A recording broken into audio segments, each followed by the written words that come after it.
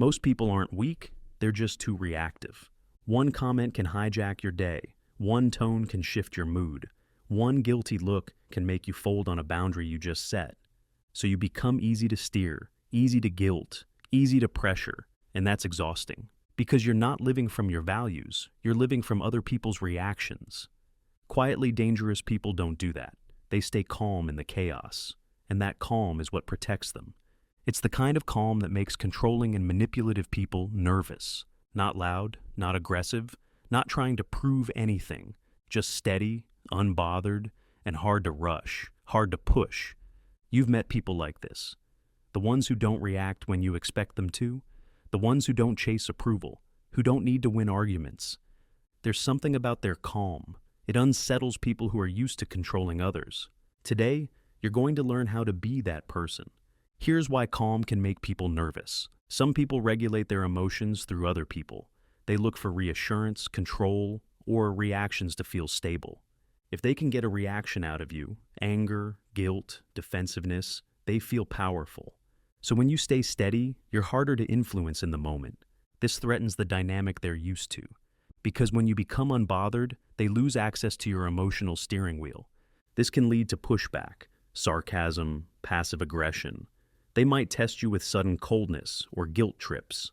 Especially if someone is used to getting a reaction, your calm can become a kind of boundary they just weren't prepared for. So, what's the secret? I'll share 4 upgrades that worked for me, plus a secret sauce that brings it all together. The first upgrade is simple. Stop responding to their tempo. Next time you feel provoked by disrespect or guilt, take 2 breaths before you speak. Think of it as part of your response. Slower breathing and longer exhales are linked with parasympathetic activation and better nervous system regulation. Inhale slowly through your nose. Exhale longer through your mouth. That pause does 2 things. It tells your body, we're safe. This isn't an emergency. It tells the situation, you don't control my speed. Most people rush to fix tension. You let it exist. That alone makes you different. Upgrade 2 is the 1-sentence boundary. Quietly dangerous people don't over-explain. They don't justify. They don't negotiate. They respond in clean sentences. That doesn't work for me. No, I'm not doing that. Don't speak to me like that. Then they stop. No second sentence, no apology, no backstory. Because over-explaining turns your boundary into a proposal that can be debated. And the more you explain, the more negotiable it sounds. 1 sentence keeps your power intact. Upgrade 3, let them feel their feelings. This one breaks control dynamics fast, and it reminds you that not everyone trying to control you is a bad person. Sometimes they're just insecure. So after you set a boundary and discomfort surfaces, they might be disappointed, upset, or try to guilt you getting their way. Don't rush to fix it. Instead, you could say, I understand. I get that you don't like it. And then, you still don't move your boundary. You're not being cold. You're letting adults experience emotions without making it your emergency. It's emotional responsibility. They get to have feelings, and you get to keep your standards.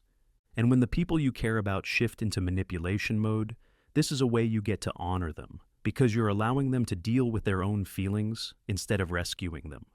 You can resign from being their emotional manager. Speaking of resigning, upgrade 4 is to exit without winning. Because quietly dangerous people don't need the last word. They protect their peace by leaving the hook and not taking the bait. They use calm exits like, we'll talk later. I'm not continuing this. I'm going to step away. Not dramatic, not angry, just calm, clear, and if needed, repeated. And the message is clear. I don't argue for power. I already have mine. This brings us to the secret sauce. The thing that makes you truly dangerous to manipulation is consistency. Because consistency is what makes boundaries real. Healthy people will adjust. Unhealthy dynamics may test you, like pushing boundaries to see if you'll bend. Either way, you stop being controllable. Because you're not fighting for dominance, you're keeping your dignity. Getting to this level of calm takes practice. It's like building muscle, so to successfully make it a habit, just pick 1 upgrade to work on today based on where you're at. If you react too fast, practice the 2-breath pause. If you over-explain, practice 1-sentence boundaries. If guilt controls you, Practice letting them feel their feelings.